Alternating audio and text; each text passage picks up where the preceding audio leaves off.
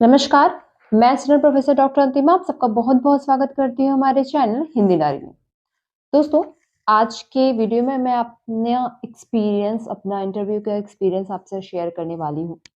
Last केवी की जो vacancy आई थी उसको मैंने क्वालिफाई किया था, मैंने इंटरव्यू भी दिया।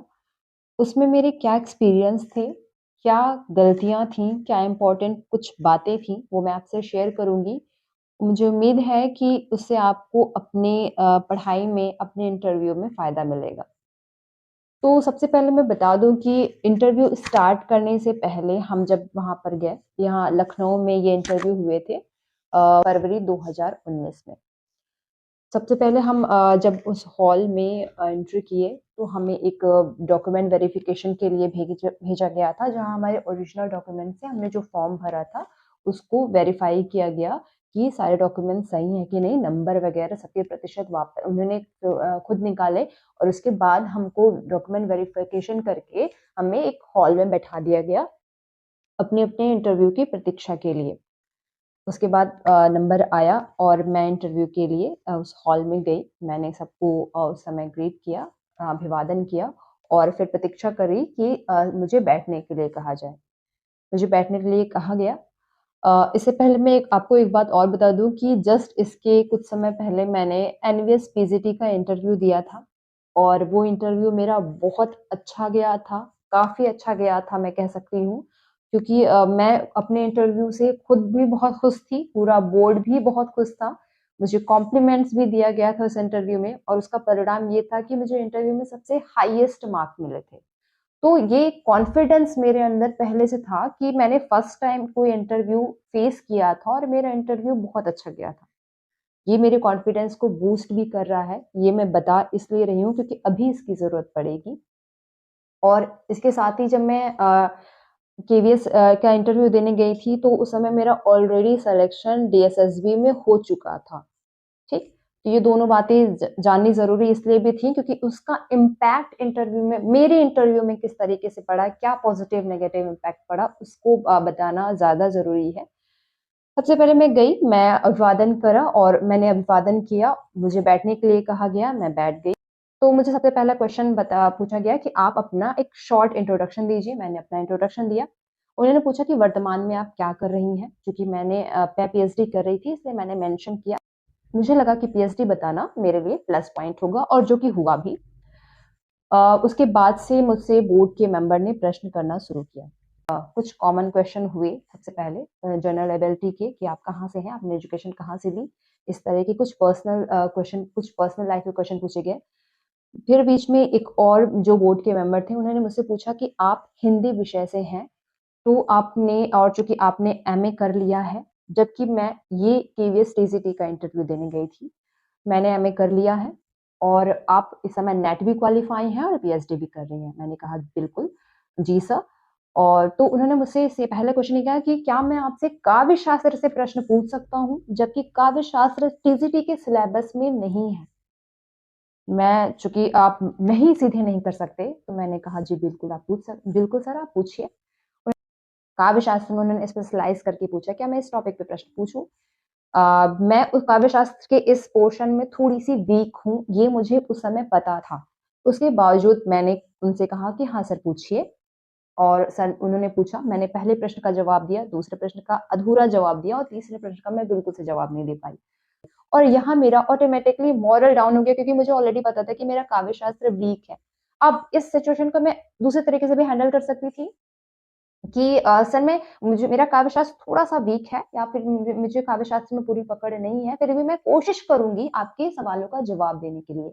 थोड़ा-सा घबराहट था या फिर कह सकते हैं बेफ़िक्री थी। मैं पहले बता चुकी हूँ कि मेरा सिलेक्शन हो चुका था, इसलिए मैंने सोचा कि ये पूरा फ़ील्ड दे दिया कि चलो ओपन बैटिंग करते हैं, कुछ भी आप पूछिए मैं बताने का प्रयास करूँगी।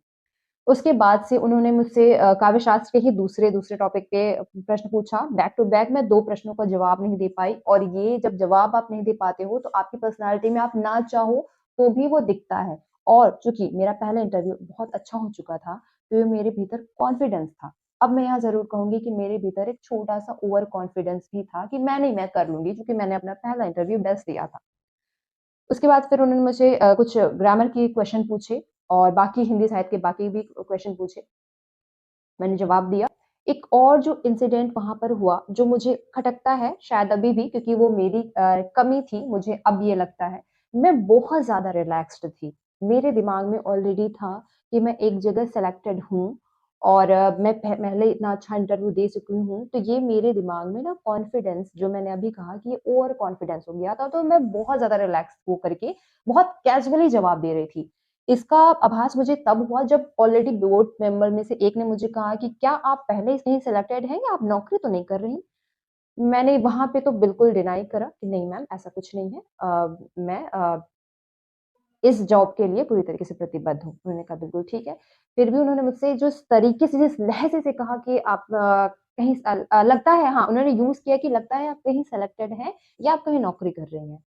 मैंने मना किया, अपने हिसाब से वहाँ पे डिनाई किया, क्योंकि आप अगर ऐसी चीज़ें शेयर करते हो उस समय, ऑनेस्टी एक अलग बात है, शेयर करते हो तो बोर्ड मेंबर के दिमाग में ऑलरेडी होता है कि इसके पास कोई बेस्ट चॉइस होगी तो वो वहाँ पे जाएगा। मैं ये सिचुएशन भी कुछ इंटरव्यू में फेस कर चुकी हूँ, इसलिए मैंने वहाँ पर ये बातें नहीं बताई। उसके बाद फिर जाते-जाते मुझसे 2-3 प्रश्न और हुए। लगभग 10 से 12 मिनट का ये इंटरव्यू चला था। जाते-जाते एक और इंसिडेंट जो हुआ, उन्होंने मुझसे पूछा कि इस कमरे में कितने महापुरुष हैं, उसकी तस्वीर तस्वीर देखकर बताइए और उनकी क्या ख़ासियत है। मुझे बहुत आसान प्रश्न लगा कि ये तो बहुत आसान है, और जब मैंने बताना स्टार्ट किया तो मैं बहुत छोटी-सी मिस्टेक कर गई। नहीं होगी किसी से, कि बट चूँकि आप उस समय किस माइंड से होते हैं, मैं बहुत ऑनेस्ट रिव्यू दे रही हूँ अपना इंटरव्यू का। मैंने महामना मदन मोहन मालवीय को सर्वपल्ली राधाकृष्ण और सर्वपल्ली राधाकृष्ण को महामना मदन मालवीय बता दिया। ये बहुत झटके में हुआ। मे बी उस समय भी मुझे नहीं पता चला। जब मैं बाहर आई, जब मैं रिलैक्स होकर के बैठी, फिर मुझे लगा कि उफ़! ये गलती तो मैंने कर दी। अब पूरे इंटरव्यू का जो कन्क्लूज़न है, जो मुझे बाद में रियलाइज़ हुआ, जब उस समय बहुत नया समय रहता है, मैं तुरंत पोस्ट ग्रेजुएशन करके निकली थी और बैक टू बैक अच्छी जॉब मिल गए थे, तो थोड़ा-सा आपको ओवर कॉन्फिडेंस हो जाता है। उतने मैच्योर नहीं होते हैं। बट उस चीज़ को मैं अभी रियलाइज़ करती हूँ, तो मुझसे जो कुछ गलतियाँ हुई थी, वो मैं आपसे शेयर कर रही हूँ। जैसे कि वही बात कि बहुत कॉन्फिडेंस था। कॉन्फिडेंस, आप जितना भी कॉन्फिडेंट हो, जितना भी आपकी उपलब्धियाँ हों, लेकिन जब भी आप इंटरव्यू देने जाएँ, तो आप अपने आप को एकदम कॉमन कैंडिडेट ही समझें। वहाँ पे अपनी अति विद्वता दिखाने की आवश्यकता नहीं है, क्योंकि वो जो बोर्ड मेंबर पे बैठे रहते हैं ना, वो बहुत अनुभवी लोग हैं। उन्हें वहाँ पर आपको वैसे भी आपके ज्ञान की नॉलेज नहीं देना है, उन्हें नहीं बताना है कि आपको कितना आता है। वहाँ पे केवल आपकी पर्सनैलिटी का टेस्ट हो रहा होता है। दूसरी बात कि बहुत एक्साइटेड नहीं होना है, आपको काम रहना है। कितना भी देखो, दोनों चीज़ होनी चाहिए, ना बहुत एक्साइटेड होना है, ना बहुत डरना है, दोनों तरह की सिचुएशन आपके अंदर नहीं होना चाहिए। तीसरी बात, जल्दीबाज़ी नहीं हो, किसी भी प्रश्न को बताने की जल्दीबाज़ी नहीं थी। ये जो चौथी गलती मुझसे वहाँ पे हो रही थी कि प्रश्न खत्म हो रहे थे और मुझे ऐसा लग रहा था कि मुझे उत्तर पता है तो मैं तुरंत बता दूँ। हमेशा जब भी कोई आप इंटरव्यू दें, केवीएस का इंटरव्यू दें, तो आप थोड़ा रिलैक्स हों, पूरा का पूरा क्वेश्चन सुनें, रिलैक्स हुए, 1 सेकंड का पॉज़ लें और उसके बाद आराम से अपना उत्तर बताइए। तो ये कुछ बातें थी और जो मुझे लगा कि मुझे शेयर करनी चाहिए आप सबसे। इसके अलावा चूँकि मेरे पास कई सारे इंटरव्यू देने का अनुभव है, केवीएस, एनवीएस और असिस्टेंट प्रोफ़ेसर के तमाम इंटरव्यू देने का अनुभव है। तो आपको जो भी इस इंटरव्यू से रिलेटेड प्रश्न हो रहे हैं, चाहे वो केवीएस, एनवीएस या असिस्टेंट प्रोफ़ेसर से रिलेटेड, उस पे भी मैं अलग से एक वीडियो ज़रूर बताऊँगी कि आपको इंटरव्यू कैसे फेस करना चाहिए और कैसे फेस करना चाहिए। साथ ही जो भी आपके प्रश्न आ रहे हैं इंटरव्यू से रिलेटेड, केवीएस से रिलेटेड, आप मुझे कमेंट सेक्शन में या मेल में पूछ सकते हैं। मेरी पूरी कोशिश रहेगी कि मैं ज़्यादा से ज़्यादा लोगों का जवाब दूँ। आप सभी को आने वाली सभी वैकेंसियों के लिए ढेरों शुभकामनाएँ। शुक्रिया।